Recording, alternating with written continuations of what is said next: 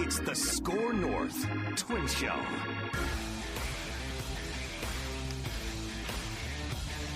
All right, SKOR North Twins Show, extra innings. It would help if my headphones were plugged in. That would give us a good little start here. What's going on, everyone? Hit that like button, subscribe button here on the SKOR North Twins Show YouTube channel.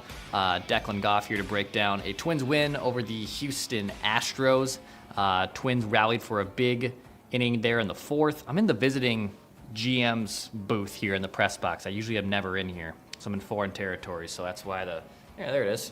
There's a big screen behind me there. My scorebook's on the other side over there. But Twins do get a big win today, 6-1 against the Houston Astros. They bounce back after an home opener loss to Houston. Figured I'd jump on here, give you guys a little recap of what happened. Appreciate everyone that has supported the SKOR North Twins Show from last season into this season. So hit the like button and subscribe button to be informed on everything Minnesota Twins related here on the SKOR North Twins Show. So the Twins did put up that 6-run spot there in the bottom of the fourth, which was big. They sent 10 men to the plate. Wonky inning from just everything that started it to how it unfolded to Jose Altuve and just all of the Houston Astros outfielders having a bit of a time in the field here, pun intended, at Target Field. So it all started with Byron Buxton reaching on a hit by pitch. He took a pitch off like the knuckles off the hand, didn't look good. Training staff comes out. I mean, first pitch today was like 38 degrees. That's not going to feel any extra better. He remains in the game. He ends up swiping second base. And then from there, after a Larnach walk, Ty France hits a fly ball that kind of like handcuffs Jose Altuve in left field. Remember, Altuve's now the left fielder for Houston. He was their longtime second baseman. It's going to be a journey for that guy in left. So he plays this Ty France ball on a hop with runners at first and second, and Buck had a healthy lead. If that ball's caught, there's a fighting chance Altuve's able to throw him and double him off. But, I mean, I think Buxton knows Altuve's arm from there. Buxton's speed is one thing. So just the threat of that causes Altuve to play that ball, ends up playing it on a hop. He then bobbles the throw. And then because of Buxton's speed, he's now trotting all the way around, ends up scoring from second base. I saw some people saying, like, that was bad base running from Buxton that led to that play. I could not disagree more.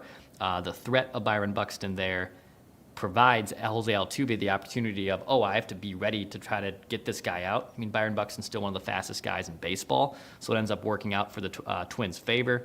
And then after that, Jose Miranda eventually hits a 3-run home run. Matt Wallner gets his first RBI of the season. Carlos Correa collected his third hit of the year. And that's basically all the offense the Twins needed. They only had 6 hits today, but they did work some counts.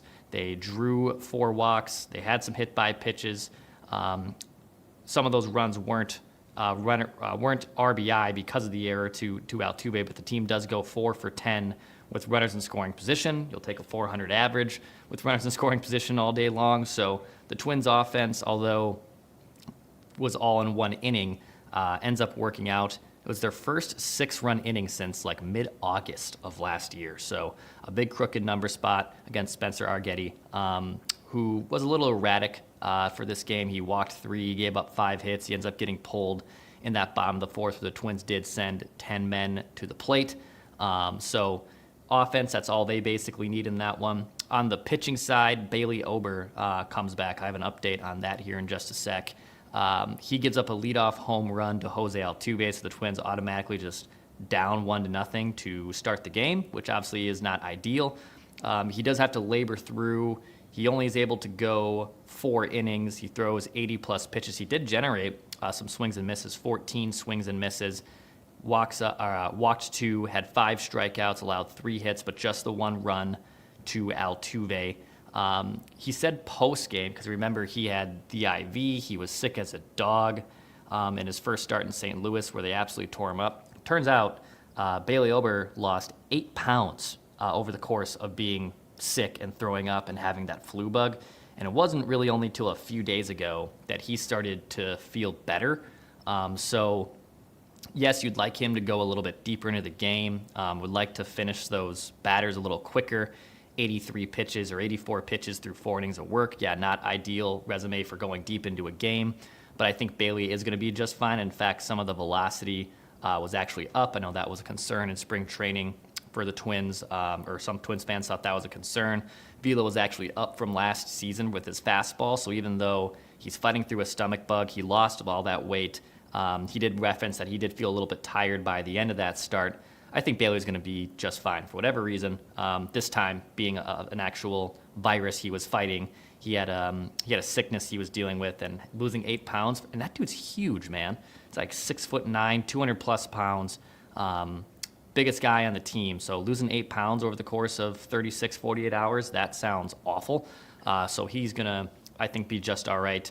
I think he's going to rebound from that perfectly. The Twins end up having to use about 5 relievers, though, in this one. And they were great. They all put up zeros. Varlin showed off the radar gun, 99 miles an hour day, struck out a couple. Cole Sands struck out 2. Jorge Alcala, probably maybe like not the turning point in the game, but it was an opportunity for Houston to come right back in it. They had the bases loaded, 1 out.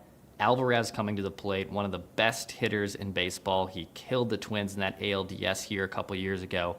And Alcala ends up striking him out, freezes him on a slider inside, strikes out Alcala, or strikes out Alvarez, Alcala to Alvarez, and then he strikes out, or is able to get Christian Walker out to avoid the jam. And I think with Alcala, no one's ever denied that his stuff is not good. I think it's more of a mental thing for him, and Rocco touched on it in the post game of if he can continue to build those type of starts and continue to show that he's, able to handle big pressure situations like that, well, he's going to get rewarded for a big high leverage innings, and he was able to do that today. And that was the point. I mean, Twins are up 6-1, one pitch, and Alvarez can make that a 1-run game, and luckily he was able to deliver. But the Twins do end up using 5 relievers in this ball game. I know they had an off day on Friday, but they don't have another one until April 17th, which is the Thursday after next. So they're going to need their pitching staff. They're going to need their starters to go deep into games. They can't really tax their bullpen. If Ober was probably feeling a little bit better, I bet he would have gotten the 5th, but he ends up having to be pulled after 4. I think what this also shows is they have to get a good start from Chris Paddack tomorrow. They need him to go the distance, 6 innings probably. They obviously need him to be effective. You have Zebby Matthews in the minors, who's absolutely tearing it up. A very important start, and also to put his team in position to win this series and win another ball game here before heading back on the road for 4 in Kansas City. So it's a very important start tomorrow for Chris Paddack, who was roughed up in his debut and has just had very inconsistent results since joining the team. He had the Tommy John surgery. Maybe he is destined to be more of a bullpen type of guy, but the Twins are going to need a big start from Chris Paddack tomorrow. If Zebby Matthews continues to tear it up, and poor St. Paul Saints, and I will have minor league updates. I know I teased that earlier in the offseason. I will have a minor league update for next week. Here's some of the issue, though. The Saints have been rained out like 4 times in the first week of the season, which puts things kind of in a tough spot for them. But if Zebby Matthews is throwing the ball as hard as he is, I know David Festa got roughed up a bit in their doubleheader yesterday. But if Zebby is throwing 98, 99, striking guys out, has the elite controls, generating swings and misses, they can't keep him in the minor leagues for very long. So I would envision Chris Paddack does get this month. I envision he'll get another run probably regardless of what happens tomorrow.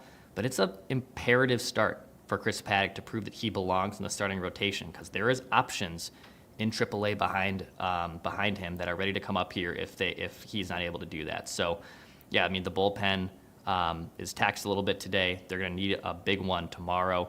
I wonder, too, with all these off days, or with no off days coming up, Correa and Buxton have started every game at their respective positions. I know they got pulled in that blowout against the White Sox last week, but I wonder if we might see either Buck get a day off tomorrow, and actually that wouldn't shock me.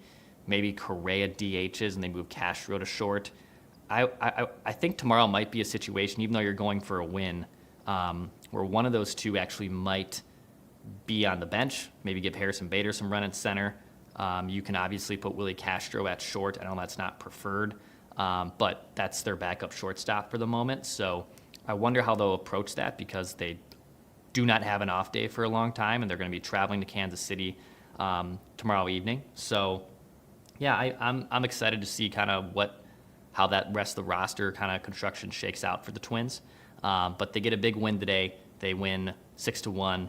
They are down 1-0 early. Offense comes alive for a 6-run inning.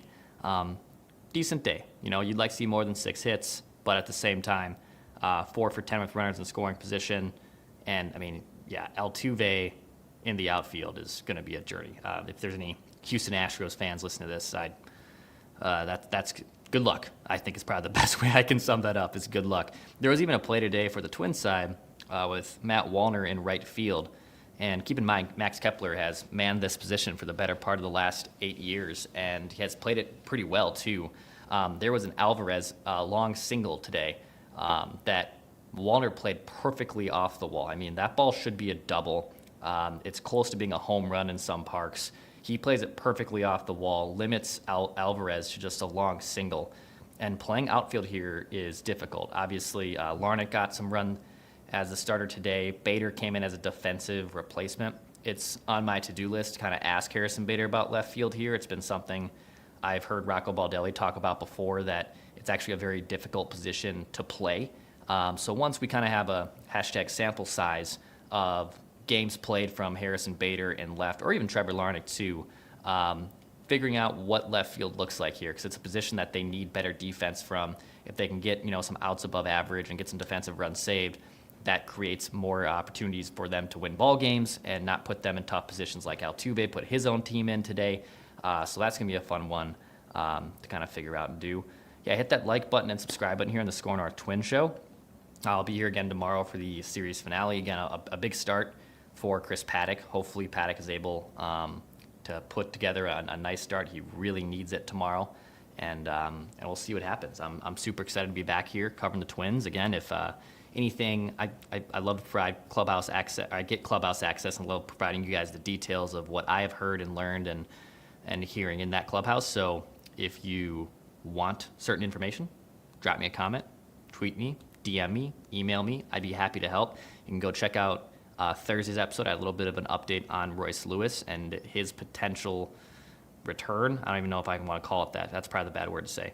An update on his injury status, because I think he's probably going to be out a little longer than maybe anticipated. You can go check that episode out from Thursday. I did see him in the clubhouse today. He's in his chipper, great spirit. He's hanging out, talking with Carlos Correa. But it still might be a bit for Royce Lewis, who's dealing with a hamstring injury. So go check out that episode if you want more intel on that. But I'm super excited to be back here covering the Twins again for the second season. So anything you guys want to learn or hear about, I'd love to hear from you. And we'll have a State of the Twins on Monday, Trevor Plouffe Tuesday. A lot of fun stuff happening here for the Twins season. So hit that like button and subscribe button. I appreciate everyone that has done so already.